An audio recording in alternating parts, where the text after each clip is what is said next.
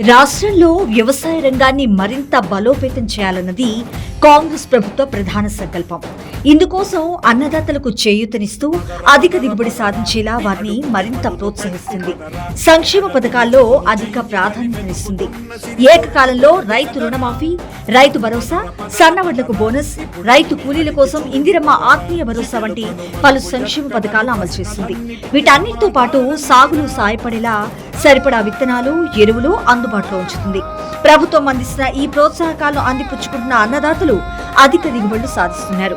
గత వానాకాలం సీజన్లో ధాన్యం దిగుబడిలో తెలంగాణ దేశంలోనే అగ్రస్థానంలో నిలిచింది. ఈ యాసంగి సీజన్లోనూ రికార్డు స్థాయిలో వరి సాగవుతుంది. పంట దిగుబడిని మరింత పెంచే విధంగా సాగుకు సాంకేతికతను జోడించి వ్యవసాయాన్ని మరింత లాభసాటిగా మార్చేందుకు రాష్ట్ర ప్రభుత్వం కృషి చేస్తుంది. రాష్ట్రంలో 55 నుంచి 60% మంది ప్రజలు వ్యవసాయం మరియు వ్యవసాయ ఆధారిత పరిశ్రమలపై ఆధారపడి జీవిస్తున్నారు.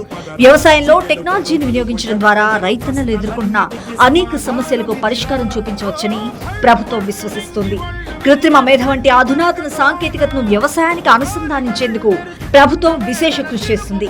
సాగు వ్యయం తగ్గేలా రైతన్నలకు మేలు చేసే కొత్త ఆలోచనలతో ముందుకు వచ్చే సంస్థలు, వ్యక్తులను అన్ని రకాలుగా ప్రోత్సహించేందుకు ప్రభుత్వం సిద్ధంగా ఉంది. వ్యవసాయానికి ఊతమిస్తూ రైతన్నకు మేలు చేయటమే లక్ష్యంగా ప్రభుత్వం ముందుకు సాగుతుంది.